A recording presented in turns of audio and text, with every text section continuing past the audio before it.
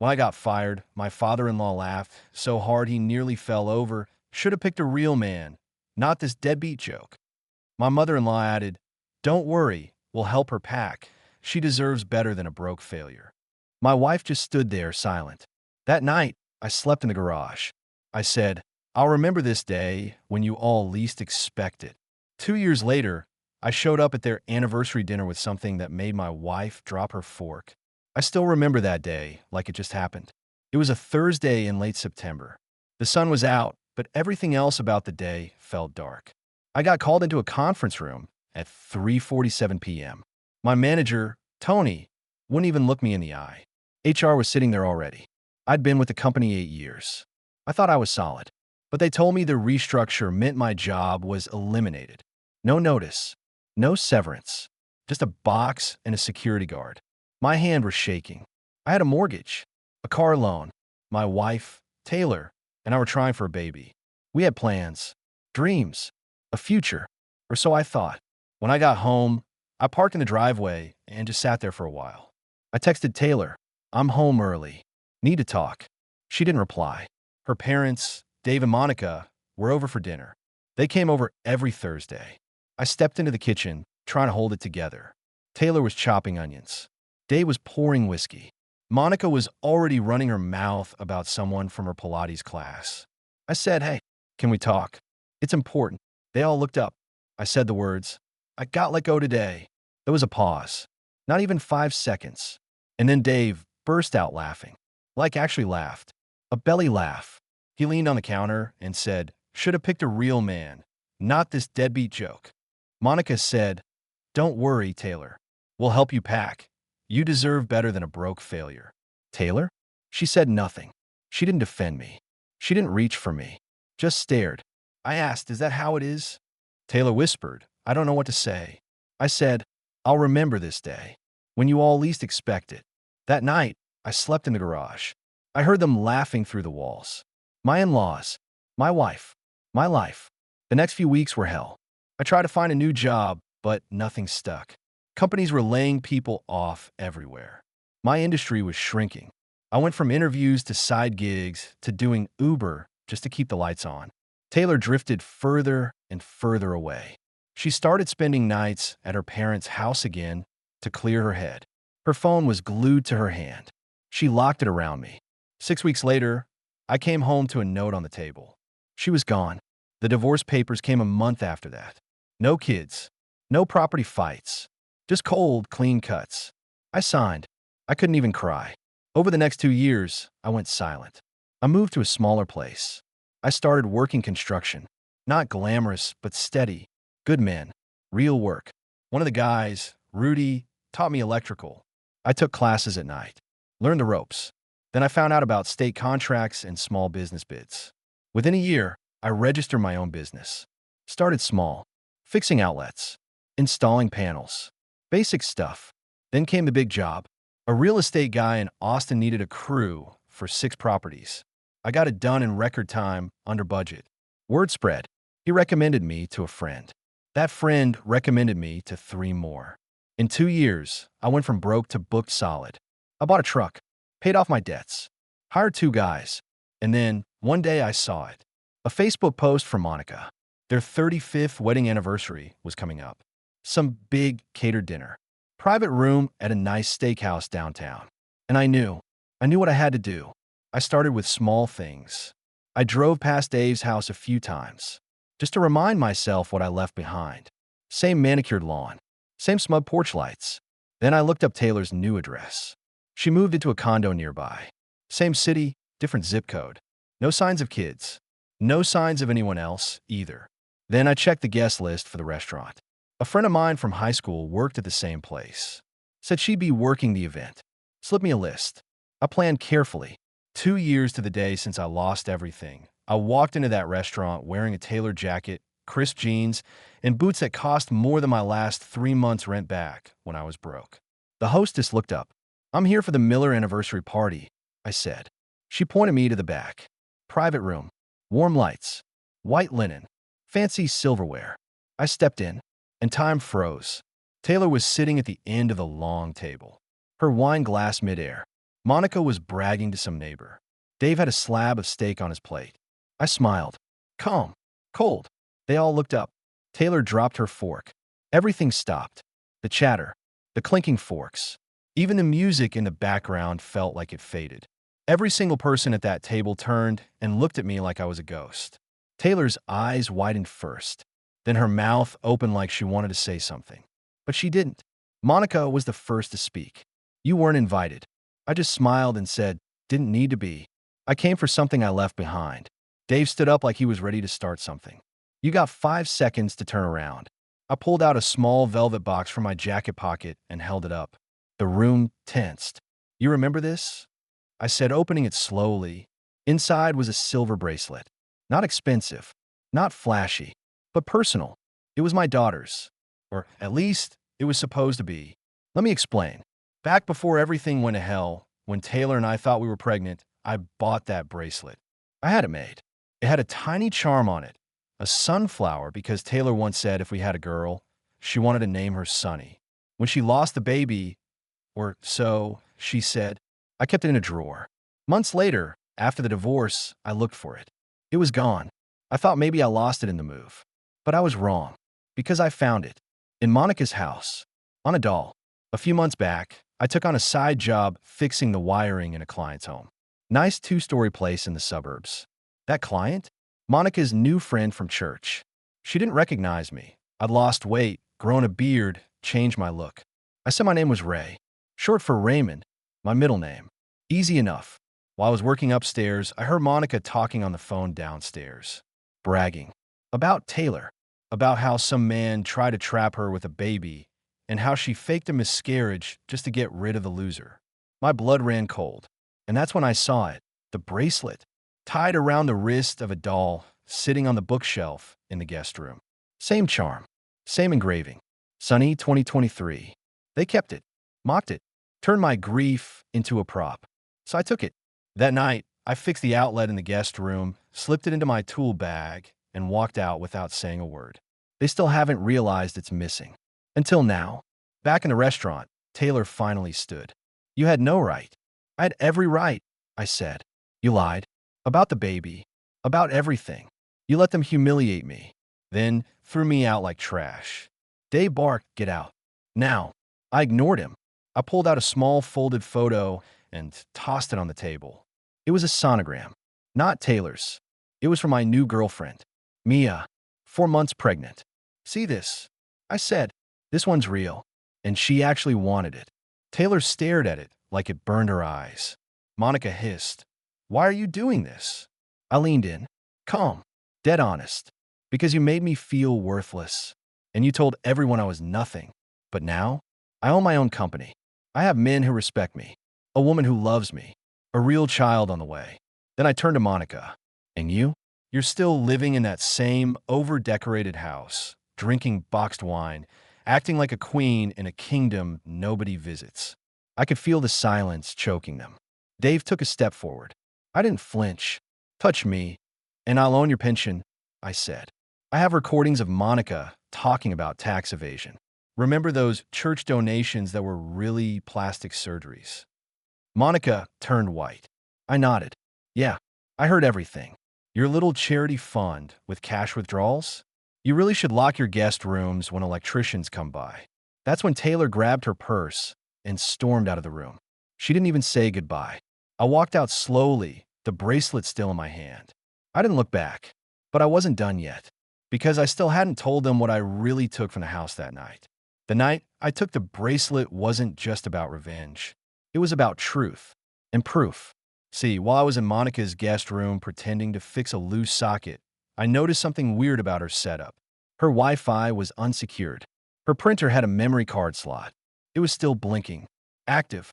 Curiosity got the better of me. I opened the drawer under her printer and found an SD card, labeled TAY Files. I slid it into my pocket. Quiet, careful. That was 4 months before I showed up at the anniversary dinner. I didn't touch the card right away. I didn't want to know, if I'm honest. I was afraid. But one night, after Mia had fallen asleep on the couch, I finally loaded it onto my laptop. And that's when everything changed. The card was full of documents. PDFs, scan copies, letters, emails, and one thing in particular made my chest tighten. A clinic form from a private OB-GYN dated back to the spring of 2023. It wasn't a miscarriage. Taylor had an abortion, but that wasn't even the part that crushed me. What crushed me was the note attached to it. Monica's handwriting, scribbled on a post-it, "Don't tell him. It'll ruin everything. Use this to get the house." That's when I realized they planned it. All of it. Taylor never lost the baby by accident.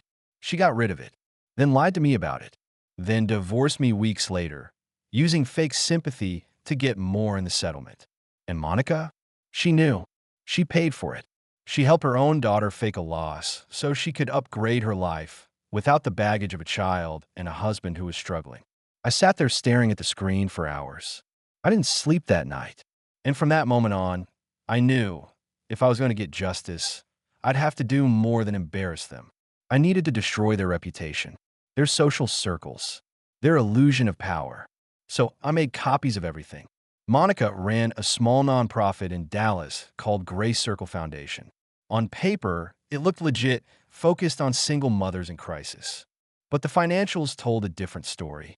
Over the last 3 years, tens of thousands in donations went directly to Monica's personal expenses, spa trips, Botox, even a luxury vacation in Cabo. I built a file with dates, amounts, receipts, all tied to Monica's charity. But I didn't send it to the IRS. Not yet. Instead, I sent it to her donors through an anonymous email with an auto-expiring file link. The fallout was brutal. One of the donors, a state senator's wife, immediately pulled funding. A second donor posted a public statement asking for clarification regarding misuse of funds. Monica's board panicked. 3 members resigned within a week. Within days, Gray Circle Foundation shut down. And Monica? She went silent on Facebook for the first time in 12 years. But that wasn't the only file on the SD card. There was something else. An audio recording. Taylor, on the phone. It was grainy, but clear enough. She was talking to someone named Ben. At first, I thought maybe it was a lawyer. Then she said this. "Don't worry, Ben. He still thinks we lost it. He even cried about it." Idiot. I froze. She laughed in the audio. Actually laughed. Then Ben said something that made my stomach turn. "Soon as the divorce clears, we'll go public. He's holding you back." She answered, "Yeah, I know. Just need Mom to handle the paperwork. I want the condo, the car, and a clean break." Ben. I checked her social media. Nothing. Then I remembered something. At that restaurant, Taylor didn't just grab her purse and leave. She glanced down the hall. I had followed her. From the parking lot, I watched her get into a car. She didn't drive alone. There was someone already in the passenger seat. Tall, athletic, gray hoodie. Ben. Now it made sense. 2 years ago, when she said she was staying at her parents' house, to think she was actually with Ben. They had been planning it. From before I lost my job. Hell, they might have been together even before I got laid off. It all lined up. Why her attitude changed. Why her parents were suddenly cold. Why I was left in the garage and she got the master bedroom. They were never confused. Never heartbroken. It was all a setup. I wasn't angry anymore. I was done with anger. Now it was strategy. I did a little digging into Ben. Turns out, he worked for a big tech firm. Not management, but important enough to have a squeaky clean image online. Until I sent a little tip. Not to the company, but to his wife. Yeah, Ben was married too. 3 years. No kids. No prenup. I sent the recordings. The emails. The photos from the restaurant parking lot. She responded within 2 hours. "Thank you. I had no idea. You just saved me years of my life." Ben got served with divorce papers 10 days later. Taylor? She moved out of the condo. Back in with Monica, who, by then, had already sold her jewelry to pay legal fees. But I still haven't told them what else I took. Because there was one more thing. That night, I took out the trash. I didn't just grab the bracelet. I took the house deed. The copy Monica left in her filing cabinet. The one Taylor was planning to use in court to claim community inheritance value. I shredded it.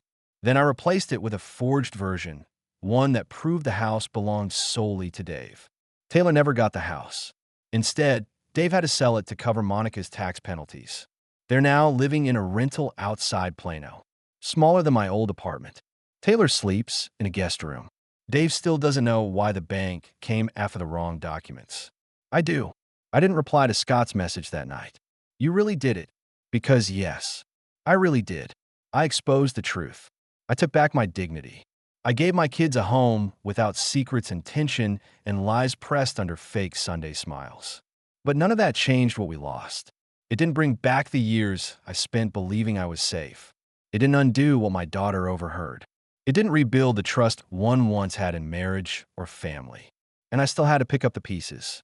The court finalized our divorce in late March. I got full custody. Scott got visitation every other Saturday, supervised at a local facility with cameras and counselors present. He hated it, said it made him feel like a criminal. I didn't care how it made him feel. What mattered was my kids felt safe. For once, Elise gave birth 2 weeks later. It was a boy. She posted pictures all over social media, captioned things like "fresh start," "fresh life," just a 3 red heart while tagging Scott's account. But Scott didn't repost, didn't comment either. That was the next twist. Turns out, the paternity test wasn't wrong. But Scott never wanted the baby. He told Richard it was a mistake. Said Elise trapped him. Said he'd been so deep in the affair he couldn't see straight. Richard told me that in confidence. I didn't ask. He offered. Whatever happens, he said, you were never the villain in this. Diane disagreed. She cornered me again, this time outside the grocery store. I was getting into the car when she tapped the window. I froze, rolled it down halfway. What do you want? She looked worse than before. Makeup caked over stress lines, skin pale and tight. She was shaking. You took everything, she said. You ripped this family apart. I leaned back, staring at her. No, Diane. I just pulled the curtain back. Y'all were already rotten underneath. Tears welled in her eyes, but I didn't soften. I don't want your pity, she snapped. I want you to know I raised a good man. You just made a mistake. I tilted my head. One mistake is a one-night stand. He had an affair. Got your other daughter-in-law pregnant. Lied to our kids. Put my daughter in therapy. You call that one mistake? She didn't answer. You raised a coward, Diane, I said quietly. And you protected him because it was easier than facing the truth. She walked away without another word. A week later, I heard through Caleb that Diane had a breakdown. She was checked into a mental health facility in Baton Rouge. Stress-induced psychosis. That's what they called it.